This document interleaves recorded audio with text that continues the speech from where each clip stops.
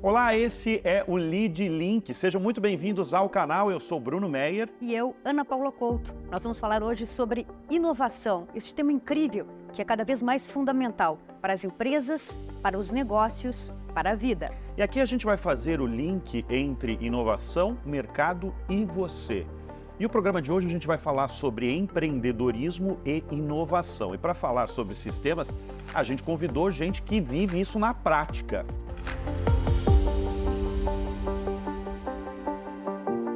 E os convidados de hoje são Daniel Mendes, fundador da Sapori, e Daniel Maranhão, CEO da Grant Thornton Brasil. Obrigadíssimo pela presença aqui no Lead Link. E para abrir esse episódio, gostaria de saber a definição dos senhores sobre inovação, começando com Daniel Mendes, por favor.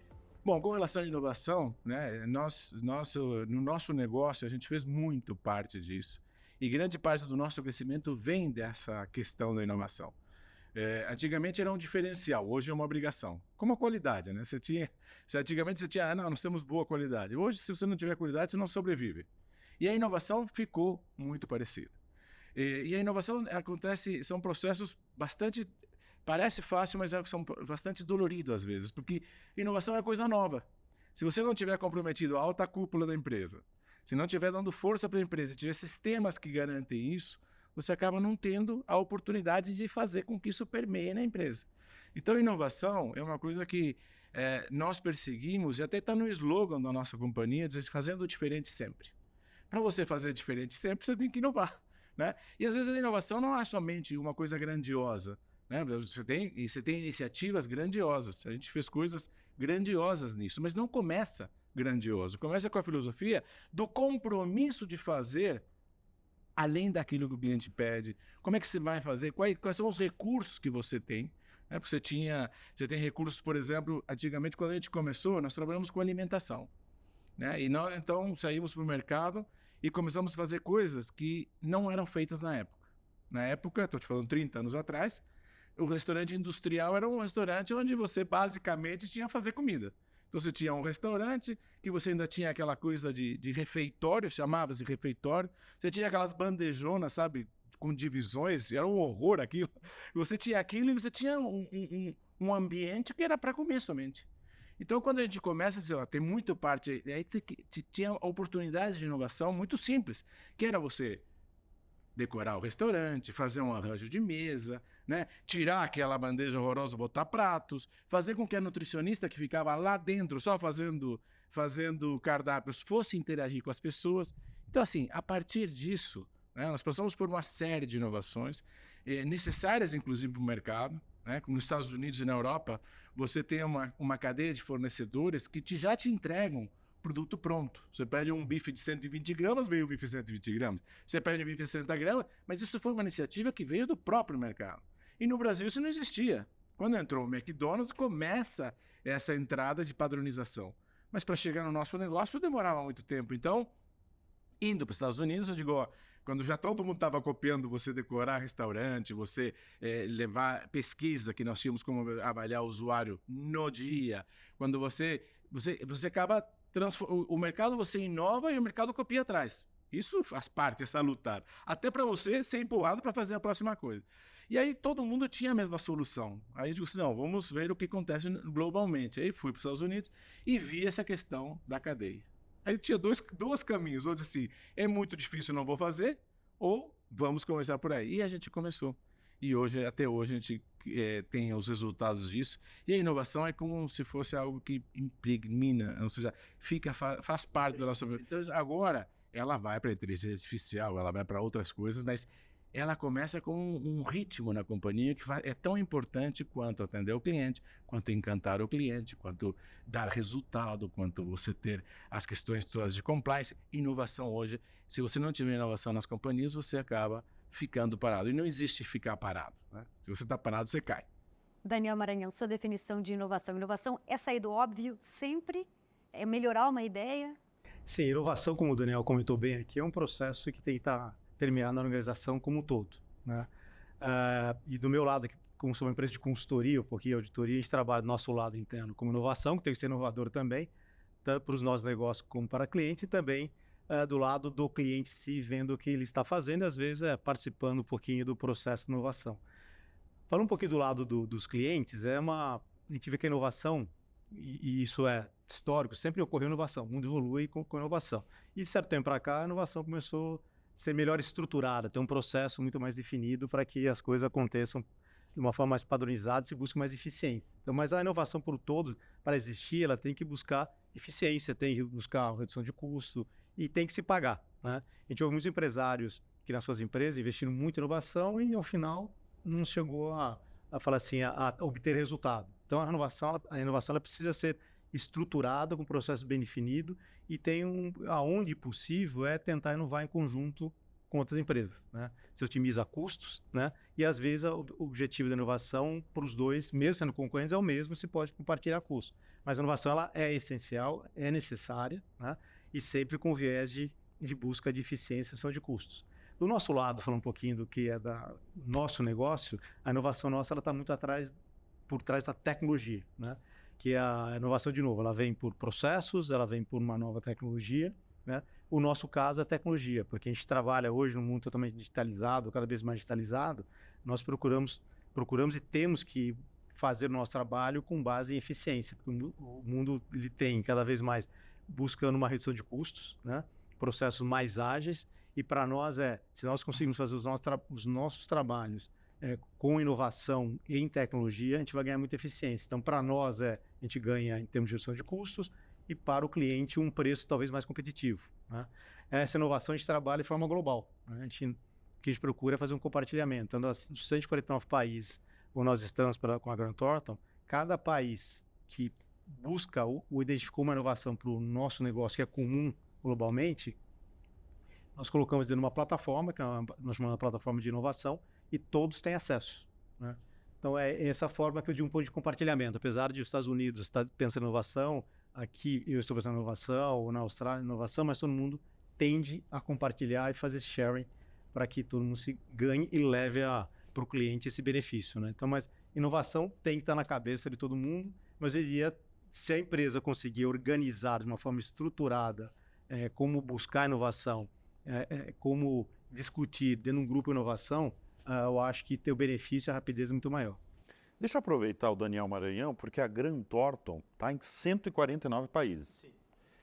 E eu acompanho as pesquisas que vocês fazem com muita frequência sobre vários assuntos empresariais. E a Grant Thornton no Brasil, vocês atendem os mais variados setores da economia, né? Do agronegócio, alimentação, deve ter tudo, né? Porque são milhares de clientes que vocês têm. E a mais recente pesquisa da Grant Thornton mostra um dado muito curioso, que 72% dos empresários estão otimistas com a economia nos próximos 12 meses. Isso em relação, essas expectativas positivas foram registradas em itens como crescimento da receita, lucratividade, evidentemente, da empresa, que se mantiver em patamares acima da média global. Estou falando do Brasil. Eu queria que você explicasse para quem está nos acompanhando por que o empresariado está otimista. Então, é bom também colocar, essa pesquisa foi feita com relação ao segundo semestre de 2023, né? Então, talvez, se nós perguntássemos hoje, talvez o cenário não fosse bem a resposta a essa. Mas naquele momento... mas está valendo ainda porque são os próximos 12 meses. Então até junho, julho, até está valendo, hein? É que a gente faz uma pesquisa a cada 6 meses, então a gente tem uma mudança um pouco de cenário, depende do que temos que ocorre em termos de Brasil, mundo, né?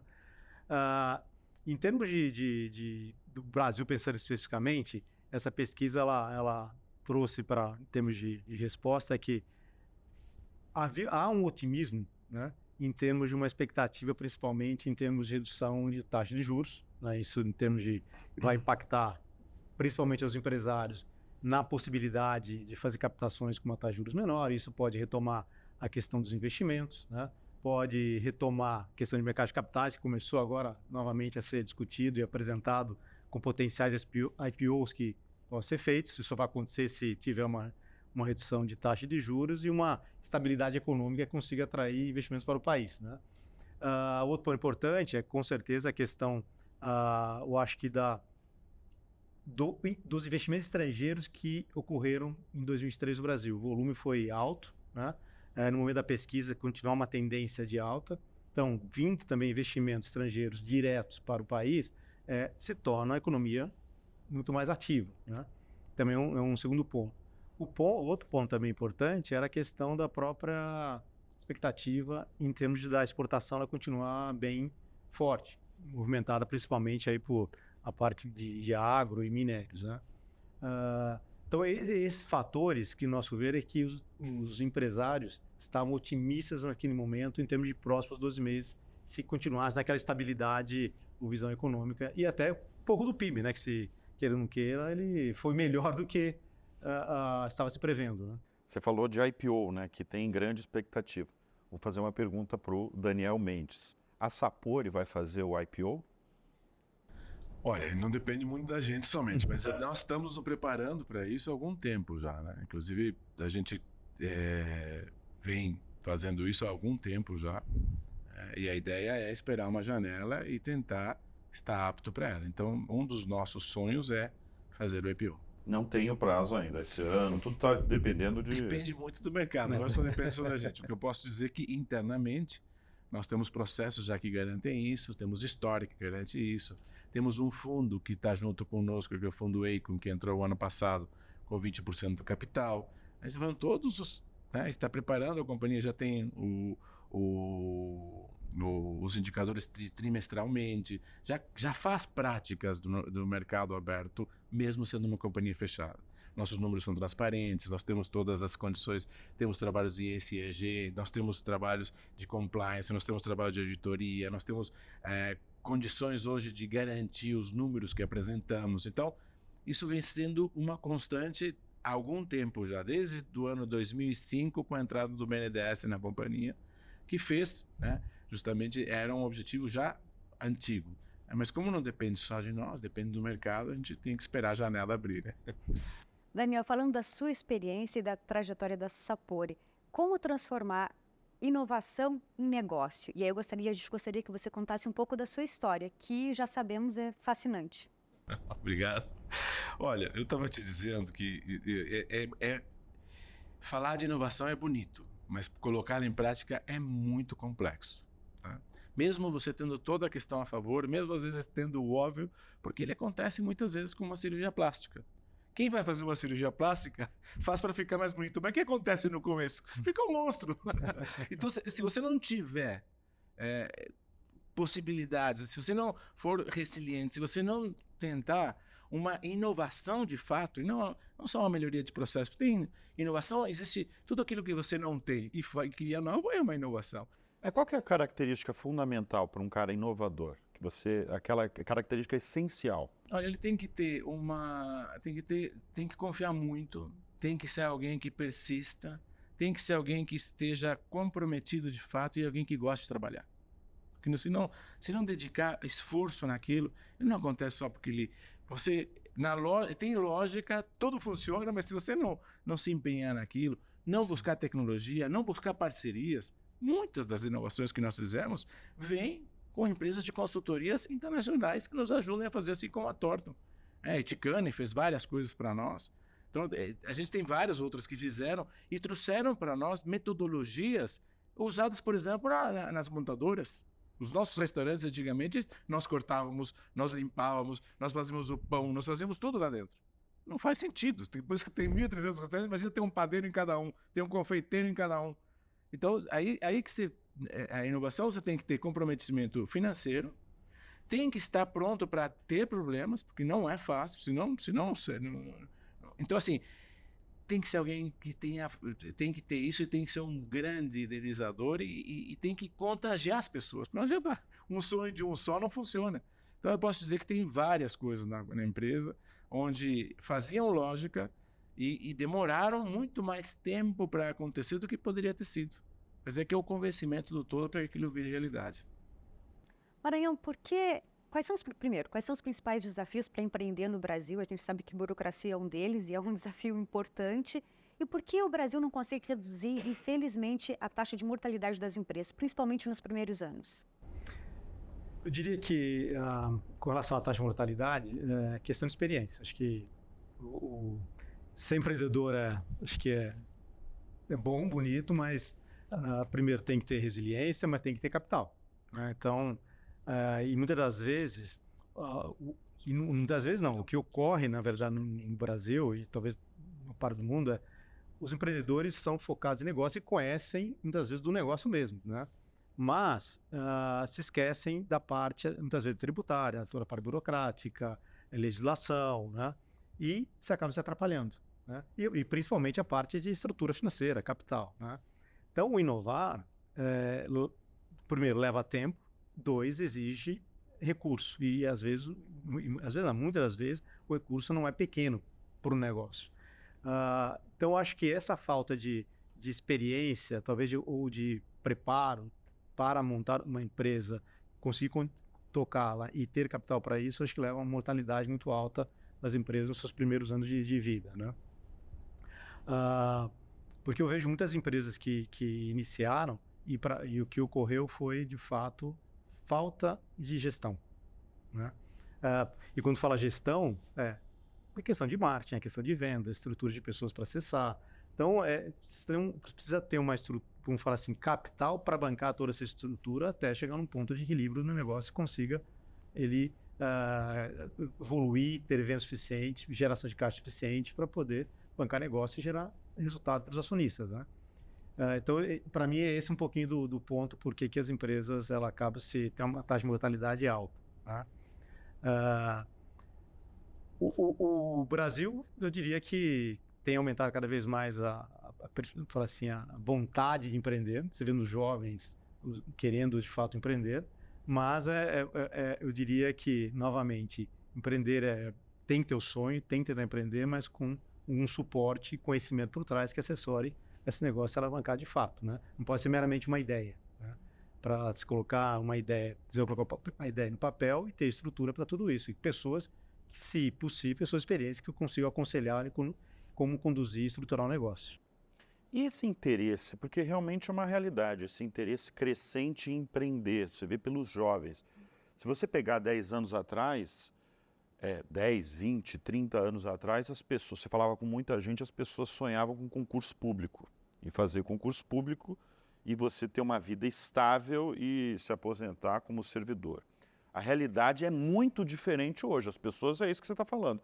As pessoas falam muito em empreender. Talvez, muitas vezes, até sem estrutura, que é isso que o Daniel acabou de falar. O que explica esse interesse crescente no empreendedorismo no Brasil? Em empreender mesmo, em fazer um negócio, em trabalhar, em criar, inovar. E aí eu vou pegar carona na perguntinha do Bruno aqui. E por que os jovens estão tão entusiastas em relação ao empreendedorismo no Brasil? O que incentiva eles a trilhar esse caminho? Você quer que eu responda, né? Eu complemento. Pode depois fazer. Tá. Eu acho que é um pouco de geração, né?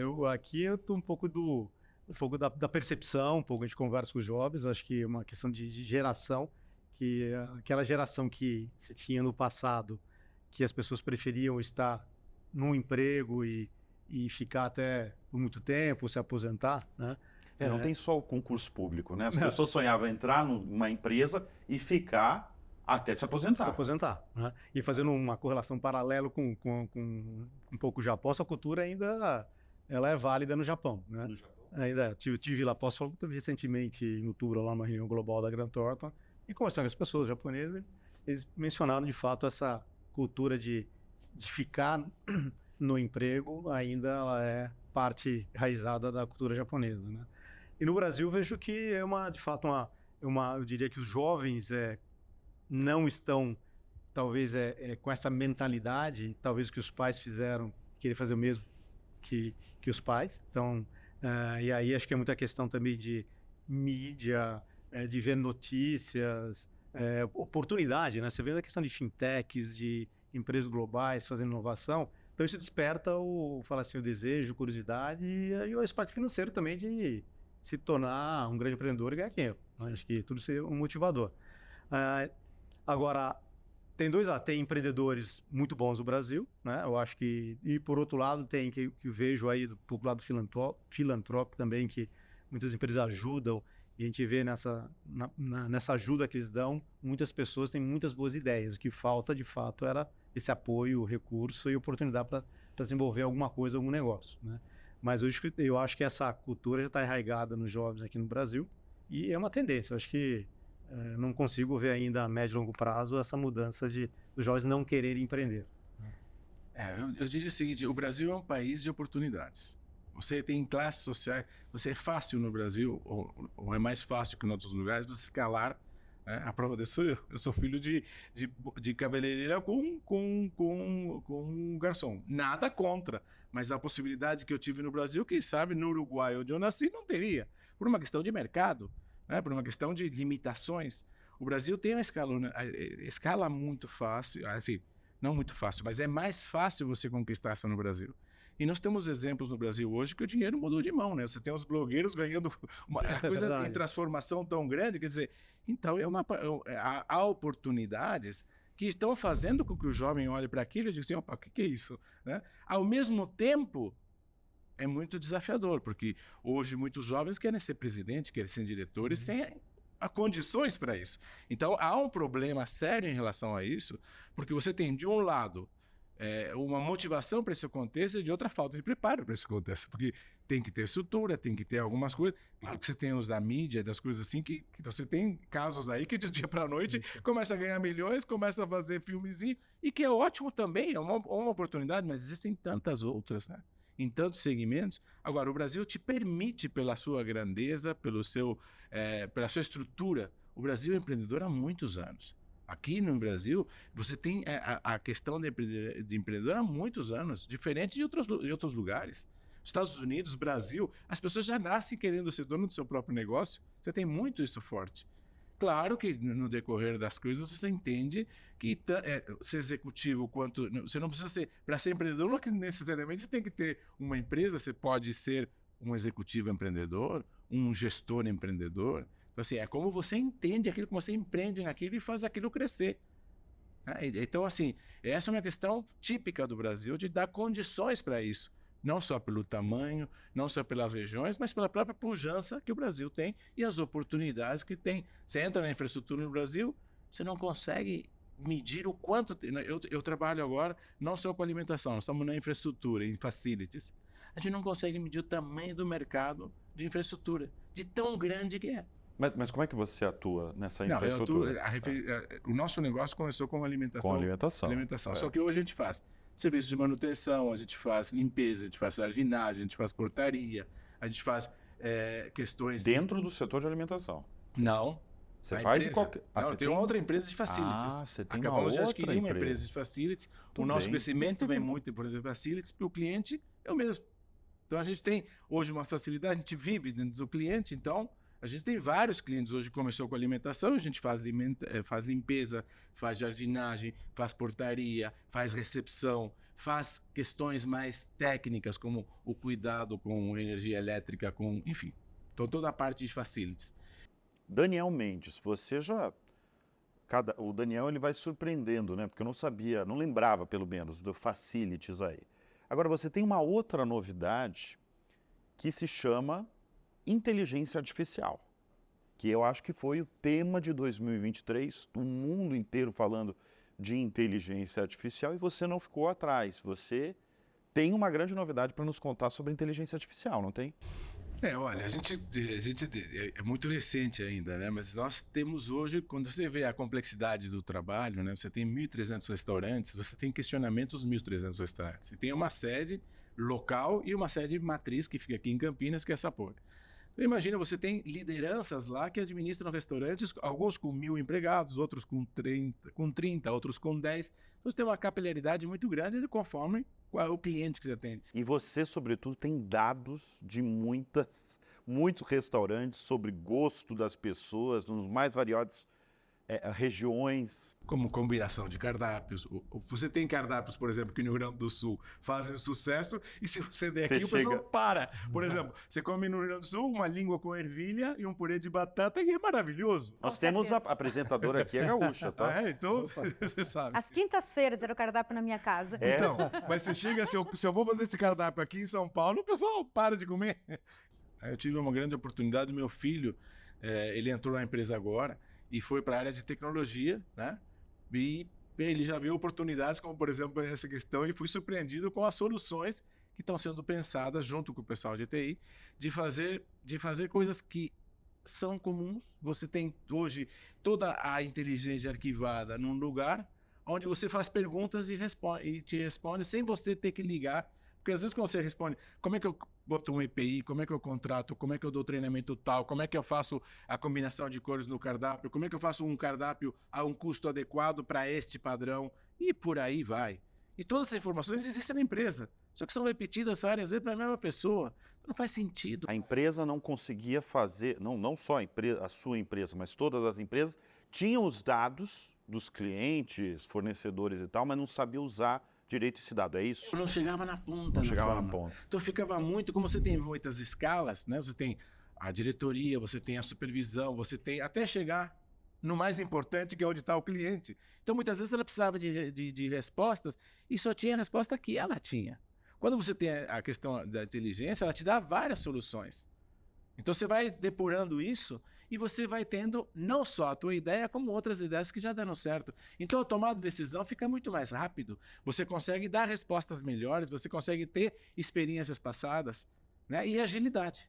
Então, isso está acontecendo hoje, né? Claro, está uma questão embrionária, mas a gente já tem isso. Agora, a evolução disso é enorme. A gente só está no começo? Só está no começo. O meu desejo é atender esse 1.300.000, que hoje são 1.300.000, daqui a pouco vai ser 2 milhões de pessoas que nós vamos atender nos nossos restaurantes por dia, de poder individualizar o serviço. Então ela gosta do bife mal passado, eu tenho que saber quando ela chegar que o bife dela tem que ser mal passado, não me custa nada. Não, a Paula gosta de língua, né? Do prato lá. A Paula não gosta. Isso no passado, no passado. Mudou, né? Mudou o paladar. Paladar muda. Mas, então assim, o que eu quero dizer assim, é bom, e essa inteligência artificial, imagina eu ter uma pessoa na entrada do restaurante cumprimentando 1.000 pessoas. Fica até falso. Agora, se eu tenho uma inteligência artificial que já te captura, já sabe que você gosta daquele produto que tem hoje, ou que você gosta do bife, num produto, um arroz integral e não um arroz comum, ou você gosta, enfim, poder dar a atenção individual independente do número. Esse é o meu sonho, atender cada um individualmente. Quando você faz refeição, né, e quando você tem que cumprir cardápios, tem que cumprir custo e tudo mais, mas o mais importante é você agradar a pessoa. Então, que nada melhor do que agradar é saber o gosto dela. Porque às vezes é uma coisa simples. Ele gosta do ovo com a gema mole, o outro gosta do ovo com a gema super passada. E são gostos. E o ovo é o mesmo, e o bife é o mesmo, e o arroz é o mesmo. Só que tem tanta oportunidade aí que a inteligência consegue te dar essa questão. Então, a ideia hoje começa na estrutura, né, de dar soluções mais rápidas para tirar o peso da gestão, né, de repetir a mesma coisa, apesar de ter processos e ter tudo isso, e avança para um atendimento ao cliente. Então a ideia é avançar cada vez mais para que eu não precise ter necessariamente o esforço da pessoa, que às vezes fica forçando de dizer, bom dia, bom dia, bom dia. Fica até uma coisa que fica, não deu bom dia para todo mundo? Então, esse é um bom dia que você está me dando ou é uma repetição? Isso. Independente da inteligência artificial te dar bom dia, é uma máquina que está te dando bom. Você vê de outra forma, né? E se você vai para um lugar, ela sabe o que você gosta e consegue ter isso de uma forma muito melhor. Então, a gente vai conseguir. Um dos meus sonhos é conseguir atender cada um como um único. Pegando o gancho aqui do Daniel Mendes, Maranhão, qual a importância dos dados para os negócios? Dado é tudo, né? Quem consegue... Dado é o novo petróleo, eu já ouvi essa expressão. Sem dúvida, dado é o petróleo.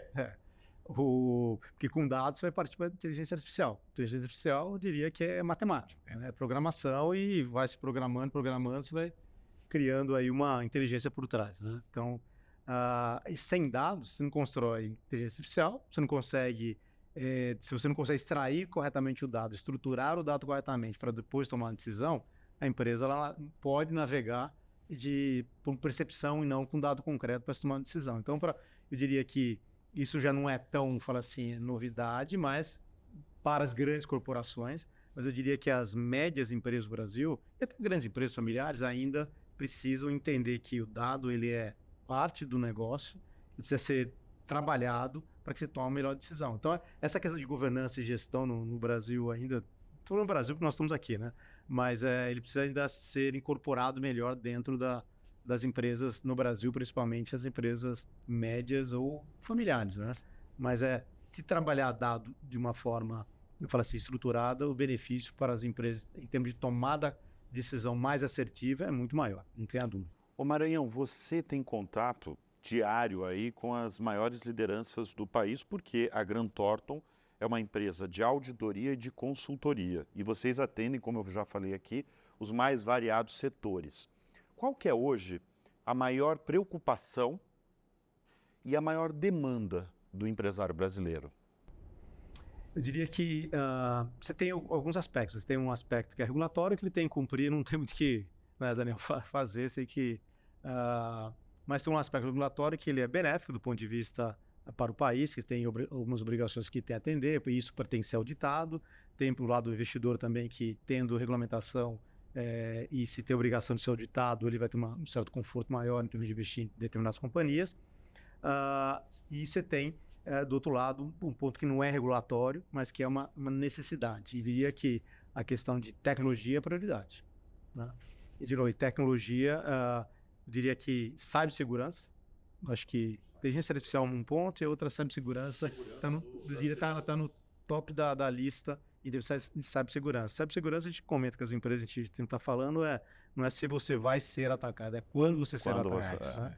E as empresas, por incrível que pareça, as empresas, não posso dizer maioria, mas muitas empresas não estão preparadas, né? Não tem um plano de contingência se ele for atacado, se algum dado for roubado, né? Então, o que fazer? Como fazer, né? Então, as empresas ainda não têm todo esse preparo, estrutura para agir se isso acontecer. Então, mas cibersegurança, eu diria que está no topo e tem que estar no topo mesmo. Não, eu fico surpreendido nesse tema porque os maiores bancos do mundo e autoridades também, presidente americano, né, primeira-dama brasileira, qualquer um pode ser atacado, ter suas contas hackeadas, suas contas invadidas nos bancos, né? Sem dúvida, o risco é altíssimo, né?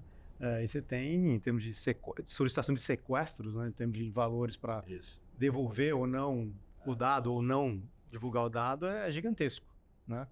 Então, nós trabalhamos um pouco com a parte de segurança, e muitas vezes temos que trabalhar com outras empresas específicas de monitoramento, que a gente chama de Dark Web, que a gente faz, são empresas especializadas e ficar monitorando se o seu dado foi vazado, por exemplo, né? Então, lógico, a gente trabalha em casos que estamos assessorando o cliente que ele foi atacado, né, mas não sabe se o dado foi vazado ou não. Que geralmente, se jogar Dark Web, se começa a fazer divulgações e solicitar resgate. Então, esse é um trabalho que nós fazemos assessorando as empresas que foram atacadas, né? E você tem toda a parte da tecnologia em termos de segurança de informação, que tem que melhorar a tecnologia, o processo. Os acessos, né? Os acessos, a parte legal, que é super importante se isso acontecer, como você vai se posicionar perante a seus clientes, funcionários, fornecedores, times de dados, como que é a comunicação. E está vindo agora a questão da regulamentação em termos de penalidade. Ainda não está totalmente finalizado, quer dizer, tem uma legislação, mas está sendo revisada e em termos de penalidade pode ser muito maior. Daniel, como a Sapori lida com a questão da segurança e dos dados dos clientes? Eu te diria o seguinte, é fundamental. Nós temos pesquisas diárias, que tomam a decisão na hora. Depois dela tem pesquisa estudada com os contatos, tem pesquisas que nos orientam quais são os pontos que devemos melhorar. Então, a gente tem um trabalho de pesquisa intenso, né? Trabalhamos com o público diretamente. Não só o público externo, o público interno, né? Do nosso colaborador, onde está pegando, quais são os melhores benefícios, se a nossa grade de benefícios está de acordo. Então, está sempre, constantemente fazendo. Mas sobre o assunto que o Daniel traz aqui, é importantíssimo, porque quem fizer cálculo do que significa a empresa parada 5 dias porque parou a informação, você toma isso como uma das principais assuntos hoje na companhia, é a segurança. Porque a gente já fez testes na empresa e foi muito... Eu fiquei até abismado com a facilidade que você entrava em todos os dados da empresa. Então, assim, hoje nós estamos... Urge a necessidade. Então, acho que não só porque não é modismo nem coisa parecida, o risco é real. Então, as empresas têm que ter garantias de que seus dados estão preservados. porque eles podem trazer prejuízos enormes, e não só para as grandes corporações, para as médias e pequenas também, porque você tranca a empresa. Daniel, quais os cases de sucesso da Sapori que merecem nota de destaque e quais aqueles que não saíram exatamente como planejado, mas serviram como aprendizado? Olha, eu posso dizer que eu agradeço muito, porque a gente tem uma equipe muito boa e acho que acredito muito no trabalho, e acho que depois que você entende, né, que você precisa ter vários, o empreendedor, ele tem fases, né? A empresa tem fases. E aprender que a empresa cresce muito mais que o executivo, né? Eu que comecei uma empresa e hoje está aí. São quantos funcionários a Sapori? 18 mil. 18 mil funcionários. Então, assim, eu aprendi que as coisas não necessariamente... Por isso é a diferenciação da inovação. Se você continuar, a coisa que deu certo ontem, hoje pode ser o contrário, pode ser o fracasso de hoje. Se apegar à fórmula, é um erro. Mas é claro, se você não evoluir, você cai. Porque imagina você começar uma companhia. Você não tem executivo, você tem que fazer tudo. Se você não for centralizador, você não sobrevive. Mas depois, se você for centralizador, você não expande, porque só vai depender de você, a empresa. Então, assim, são processos diferentes e não é fácil você ter esses processos. Dói muitas vezes, porque às vezes você tem um filho que você vai ter que deixá-lo. Eu, por exemplo, hoje, eu sou presidente do conselho e tenho o mesmo carinho pela empresa, mas se eu não fizer isso, ela se limita à sua capacidade. Então, precisa ter essa evolução e essas questões todas, né? É uma constante de mudança. Como é comandar 18 mil funcionários? Eu questiono até em questão de treinamento e a relação. Tudo bem que você está na presidência do conselho. Eu gostaria de responder, porque eu queria responder algumas outras coisas com relação a isso. Eu queria alguns cases de sucesso que fizeram com que a companhia fizesse. Olha, a gente fez muita coisa, né? Se eu posso dizer assim, tem muita coisa e deu muito certo em muitas questões, e teve uma época que não deu tão certo. Esta mesma coisa, eu gosto de colocar isso porque a gente aprende muito com o sucesso, né? Com queimar, superar as etapas. Mas a gente aprende muito também com as coisas que não deram certo. E eu posso dizer que em 2008, com aquela marolinha que, né, se falou, a gente sofreu muito, mas não só pela questão externa, foi pela questão interna. A gente acreditava que a gente estava... Sabe quando a gente acha que sabe a solução de tudo? Eu aprendi, né, com dor essa questão. Porque a gente tinha uma empresa que crescia muito, né, mas, ao mesmo tempo, ela não conseguiu sobreviver frente a uma inovação. Quando a gente fez aquele processo que eu te falei de trabalhar as cadeias todas, a gente fez isso rapidamente. Só que veio a crise de 2008, a commodity deu uma caída e eu estava com todos os preços lá em cima, com todas as indústrias já me preparando tudo a um custo estabelecido, que eles tinham que ter um custo porque não tinha essa padronização, e eu precisava garantir a venda. E o meu cliente começou a me cobrar redução de custo. Então foi um problema muito sério. Então, aquilo que era para bem dos nossas preocupações, a gente acabou tendo uma crise significativa a ponto de estar devendo, na época, 150 milhões de reais, com a corda totalmente, sabe, chegando no limite. Pensei até em vender a companhia na época, né, porque eram 9 mil pessoas na época, era uma responsabilidade. Então, foi muito difícil. Mas isso aprendi a estar, hoje em dia, né, com a arma sempre em punho. Não adianta você tem que estar sempre com a arma em punho, sempre alerta, né, porque as coisas acontecem. Uma companhia, você gira muito dinheiro na companhia, mas o que sobra é depois que você pagou tudo, imposto, é só aquilo que sobra. Então, você tem que saber como administrar aquela fatia. E isso, muitas vezes, você se perde. E outra coisa importante que aconteceu foi a Olimpíada, por exemplo. As Olimpíadas que a gente fez, isso foi um ganho muito importante, tanto é que a partir das Olimpíadas, que a gente fez toda a Vila dos Atletas, a gente fez a alimentação para mais de 70 mil atletas, e a gente fez isso com maestria. Foi a melhor Olimpíada de todos os tempos, porque a melhor Olimpíada sempre é a última, porque tem as melhores tecnologias. E a do Japão foi prejudicada por causa da Covid. Então, até hoje, a melhor Olimpíada que teve foi a nossa, com tecnologia, com serviço. A gente fez comida halal, comida kosher, foi muito interessante e trouxe um conhecimento da empresa importante. A partir disso, nós começamos a área de eventos. Então, tem várias outras, né? Mas essas são algumas marcos importantes que fizeram com que a empresa evoluísse. Maranhão, crescimento forte e rápido pode ser um risco, como nos apresentou aqui o Mendes. Com certeza, como você comentou, crescer de uma forma desestruturada em termos de governança, com processos estabelecidos, controles e pessoas fala assim, conheçam o negócio, né? E uma má gestão do caixa pode levar uma empresa, sem dúvida, a um risco em curto prazo, né? Então, eu diria que, se eu pudesse dar uma sugestão para os empresários, né? É, de fato, cresça com governança, né? Em governança, todos os aspectos, né? Seja da parte de tecnologia, de pessoas, processos, né? Para que tenha, de fato, falar assim, uma padronização, crescimento, de fato, com controles, né? Com dados sendo gerados, sendo interpretados para tomar a melhor decisão, né? E sempre olhando o caixa, né? Os empresários, muitas vezes, costumam gastar achando que vai acontecer. Minha visão um pouquinho, mantenha o caixa, segura o caixa, que se é um caixa na companhia em momentos de crise, você não vai passar tanto problema, né? Então, acho que esse é minha visão um pouquinho sobre. O que é um líder de sucesso para vocês? E sucesso é uma coisa, né? Às vezes o sucesso ele é medido pelo resultado, é o resultado que traz, né? Mas às vezes você faz a fórmula certa, mas não é o momento adequado, né? Então isso já acontece muitas vezes quando você, vamos fazer uma iniciativa, mas o mercado não está pronto para isso. Isso já aconteceu dentro da companhia. A gente trazer soluções que eram corretas, todo mundo concordava, mas não tinha consumidor. É o caso, por exemplo, da questão dos orgânicos. A gente trouxe orgânicos, tudo muito bonito, mas quem paga orgânicos na sua totalidade, né? Isso vem acontecendo, vem melhorando cada vez mais. A alimentação como um todo, seja por regulamentação, seja por conscientização, todos os alimentos estão mais saudáveis hoje. Até os industrializados estão mais saudáveis hoje.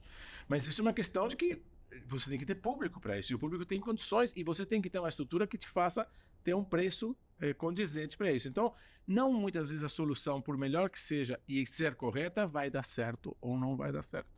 Então, eu costumo dizer o seguinte, outra dica que eu dou muito, né, que pratico dentro da companhia, né? Claro que se tiver ao meu alcance, mas eu não determino se o dólar sobe ou o dólar diminui. Eu não determino se vai ter chuva ou se vai ter, e aí isso entra totalmente no meu negócio, né? Porque se dá chuva, a folha aumenta. Tem crise de arroz, o arroz aumenta. E aí, como é que eu repasso para o cliente? Não repasso. Então, assim, claro que eu repasso. Ano a ano eu repasso, mas durante o ano, às vezes o arroz aumentou, como aumentou o ano passado, 40%. Não tem forma de você fazer isso. Então, ao invés de criticar tanto, de dizer assim, o externo, ele faz parte e a gente tem que estar atento ao externo. Mas o mais importante para o empresário é olhar o interno. O que eu faço de diferença? Como é que eu motivo melhor minhas pessoas? Como é que eu tenho os sistemas adequados? Como é que eu trabalho na TI? Como é que eu tenho os dados? Como é que eu tenho o que faz parte que não é o externo? A empresa que cuida da governança com aquilo que ela pode de fato fazer, ela está muito mais forte para enfrentar o externo. Porque se a gasolina subisse, eu não faço diferença, eu não consigo fazer com que a gasolina... Então, se isso vai acontecer, as companhias têm que estar preparadas para ter caso isso aconteça. A gente aprendeu muito isso na Olimpíada.